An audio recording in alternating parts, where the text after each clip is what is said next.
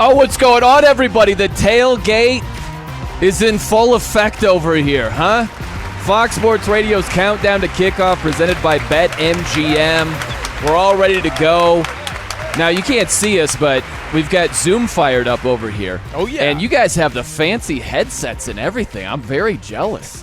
Very professional looking by you guys. Yeah, I'm going to keep this headset on my head because I'm actually finishing up our show and going and calling a college football game as soon as I wrap up with you guys. I got San Diego State's opener at the brand new Snapdragon Stadium. They're taking on the Arizona Wildcats. They've been really successful against these Pac-12 opponents, and it's their first home game in 24 appointments. So I'm pumped up. I'm just going to wear the headset. I'm just going to take it with me. Don't let it mess up your hair, Rick. We don't want that. Having a good hair. We're going to hear a little about San Diego State coming up in a little bit, in a little segment. We might. I feel a little bad, Jared, because I'm just going to eat a Pop-Tart or something after the show, and Rich is going to go do something worthwhile. You know what I mean? I feel like I need to pick up my game here. I'm just going to sit here. I've got 2 TVs ready to get fired up. Honestly, this is like prep time, the next 3 hours, and then once the lights flip on, noon Eastern, that's it. My day's over. It's all done. By the way, which game of the full slate today are each of you guys most looking forward to? It's a good question. I guess keeping it in the Big Ten, Ohio State hosting Notre Dame. I mean, just the tradition around Notre Dame's program, knowing what it's like to visit the shoe when the lights are on and everybody's staring down your neck. I mean, that place, Columbus, I mean, obviously as a Nittany Lion, it could be a place of horrors at time, a house of horrors. But when you go out there and you have that many people interested in what you're doing and that fan environment, you can't replicate it. That's what I'm looking most forward to.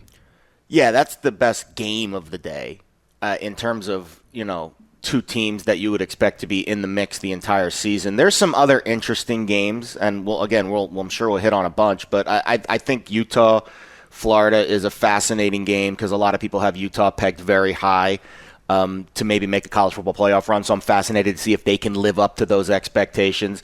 I think there's some interesting games in the Big Ten as well. Listen, Iowa. Be careful with Iowa today, folks. Oh, no. Be careful with Iowa. There's another very interesting game in Texas, UTSA Houston. These are 2 teams that you would think, obviously not on the level of Texas, but very important recruiting game for that state with those 2 programs that had great years last year. So week 1, they don't pull any punches. It's not like Cupcake City like it used to be. There are some very, very prime, big-time games happening today. Yeah, huge games, and I would agree with you guys. I think that Notre Dame going to Ohio State, it's the headlining game. It's the only top 5 game with 2 opponents, both in the top 5. And you know what? It reminded me, I had a flashback. This goes all the way back to the Carolina Panthers Super Bowl season when they reached Super Bowl 50. And after the Thanksgiving Day game, Carolina, they were having a great season, obviously, and the Dallas Cowboys were not. And earlier in the week, the Dallas Cowboys were actually favored. And after the game, actually on Fox Sports Radio, I got to interview Josh Norman, the cornerback. And I asked him about the point spread earlier in the week, and he said something I'll never forget. He was like, that was so disrespectful. And that always stuck with me. And I apply that to this Notre Dame line. Plus 16 on BetMGM right now against Ohio State. I think it's disrespectful. I don't trust Ohio State's defense. They were horrible in the red zone last year. They weren't great on 3rd down. They let their opponents, time of possession-wise, stay on the field a long time. They were not good in that department either. I don't trust their defense. So I think this is a disrespectful line. When the head coach at Notre Dame, Marcus Freeman, is like, I'm going to tell the team about this. Right? Like, that shows me it's pretty disrespectful. How about you guys, though? Do you think that line is accurate or inflated? Well, you nailed it, too, how it's going to be messaged in the meeting rooms leading up to this game. You're 1,000% right. Like this idea that they're just going to stomp us because they're Ohio State and their offense is prolific. Like you said, they've got their struggles hanging over from last year, too. Yeah, you're breaking in a new head coach. Yeah, you're going on the road, and that's a tough environment to win in. But what you're doing is you're saying, take this personal. Take it personal that the whole world thinks you stink, right? Even though it may not even be true. Like you said, these are 2 top 5 teams. But that when you have a target on your back, but you get to act as an underdog, I mean, you've got to wallow in that. You've got to absolutely bathe in it. And so that's what Marcus Freeman is going to be talking to the Irish about in those meeting rooms leading up to this matchup. Yeah, we're seeing a little movement here on Notre Dame this morning. Yep. But it was moving towards Ohio State for pretty much the entire – see, the interesting thing about Week 1 lines is they're up for a really long time. So the lines on these games have been up for weeks. It's even more prevalent in the NFL. But in college football, the market kind of gets beaten and battered in the 2-3 weeks leading up to Week 1, unlike when we get into the real rhythm of the season. Lines come out Sunday night, and really they only have a few days to get kind of chopped up by the market before things settle in. So I'm not surprised that we're seeing a little bit of buyback on Notre Dame this morning, because it went from 14 to 17. Now we're seeing 16. But I'll be honest, I don't know if Marcus Freeman has the motivational skills to get past what this Ohio State defense is going to bring. I think Ohio State's defense is going to be very improved this year. And I think that's going to be a story that we talk about a lot this season. How long do you think this lasts? Because going into the game, hey, it's us against the world. No one thinks you can do it. We're 17-point dogs at the time. You know, earlier in the week, to your point, Jared, it's moved a little bit. Irish plus 16 right now. But how long during the game does that last? Especially, Rich, you can speak to this as a former player. I know betting is just getting bigger and bigger now, but it was still a thing back then. Do you have any motivation heading into a game? We're huge underdogs. We're going to prove them wrong. Do you forget about that midway through the first quarter? How long does it actually last? It lasts the whole game. It really does, especially when you're going to an away environment and you're quieting the crowd down. Like, you just got to keep the pedal to the metal. You got to keep just squeezing the neck. It really is one of those things that it is the drumbeat throughout the week, especially when you have – look, I mean, players don't pay attention to the spread. They shouldn't, right? but coaches You sure do. about that? yeah, in certain cases. But coaches do. They really do, because it gives you an idea of what the world thinks of you, right? What the public thinks of you. Obviously, Vegas, it's an emotional barometer, the handle on these games. But it's not necessarily a truth. It's one of those things, though, where you can fire up a squad, certainly a coaching staff, to talk to the squad and message what the public thinks about you. If there are numbers like we're seeing, yeah, a little bit of a correction. The number's coming down a little bit, but you're still getting beat by 2 touchdowns plus, and that's the consensus. Like, yeah, it's going to be a little bit of a slaughter fest on the road for you to start the season.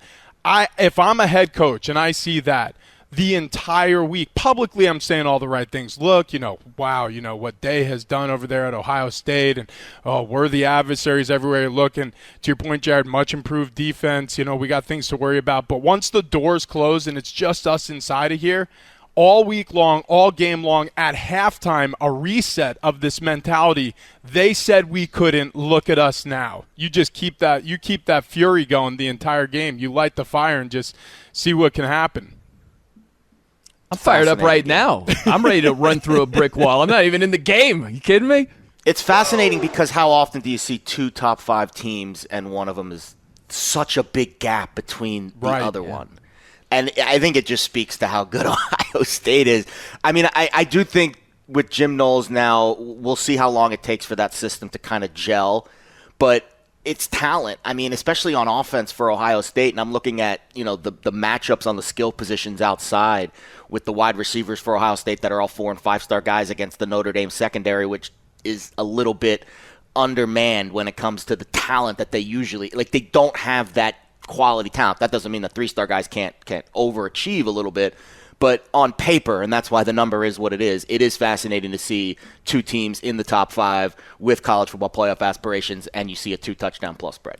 I guess my mind goes to this also, fellas, is can it come back to bite you? Where, just think about it, teams try to create this where no one thinks we can do it. We're huge underdogs. The Patriots have tried to do this at times, right? Like, there are college teams that are normally favored, and they might not be favored by as much, and they try to create this, they're underselling you. Notre Dame doesn't have to create anything. They're plus 16. Yeah. But if they get off to a bad start, if they're down big in the third quarter, does the mindset start to shift to maybe they knew what they were talking about with us being this big of an underdog? Has that ever happened to you as a player, Rich? Yeah, and you can feel it with the coaching staff because things, especially as an offensive lineman, things will get more conservative in the play calling. All of a sudden, it's like, hey, we're going to slow this game down. Instead of trying to win this game, we're just going to try not to lose so big. And so all of a sudden you see more runs being mixed in on those second down and medium plays where typically you might go for it, you might throw in a special, and also you're protecting your playbook. It's week 1, guys. So you don't want to fire all your bullets out the gates. You want to save things. You don't want to put everything on film. So it's important also from an offensive standpoint to just sort of kind of circle the wagons and say, hey, let's get out of here with our dignity. Yeah, hopefully it's not that way. I've been on. That's not the mindset you want going into a top 5 game, right? I've been on both sides of that, though, and it doesn't matter where you're ranked. It just matters who shows up and who's ready to play. Jared, quick question: What do you think this spread would look like if this game was being played in South Bend? Well, it's usually 3 in the other direction, so you would say 10 maybe. Yeah. I think it would still be double digits. I mean, again, everything I've heard from camp in Columbus is violence up front for the defensive line. Jim Knowles bringing that Oklahoma State fire that they were so good last year on defense, and that's the one difference between Oklahoma State and Ohio State: the talent up front. Like, we know what the numbers looked like last year. They were not good for Ohio State's defense. That was the bugaboo. Utah carved them up in the Rose Bowl, and they were carved up by Michigan in that big game as well. But that doesn't mean the talent wasn't there. It's just they were out-schemed by 2 really tough teams that ran it down their throat and, have quarterbacks that mixed it up. Now the scheme is better. And when the scheme is better and you add in what is 5-star talent at literally every single position, that's what intrigues me about this Ohio State team. And we'll talk about it all year because, you got another team in the SEC that's head and shoulders above the rest. But I don't see anyone being able to match that talent in the Big Ten or on Ohio State's schedule, at least early on, and I don't think Notre Dame's going to be able to match that talent. That doesn't mean crazy things can't happen in a college football game, but you play this game 100 times, I think Ohio State wins by 2 scores or more often than not.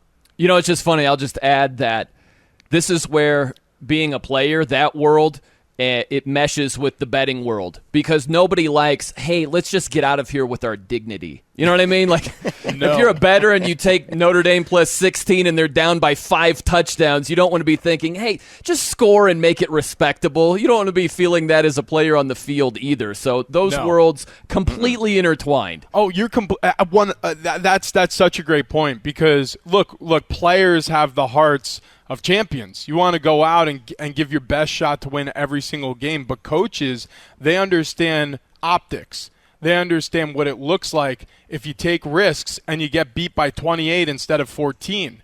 And so that's the reason why these games slow down, and that's why there's a lot of hand-wringing at the end of games like, why are they playing so conservative? Well, that's why, because coaches are afraid to get beat too big, and they know how valuable those point totals are at the end of the game, how wide the gap it is, because when you have a power ranking situation to decide who gets into the CFP every year, those games where they go back and they rewind the tape and they say, oh, wow, but look what happened at the Shoe. When the Irish went out there, they got beat by 4 scores.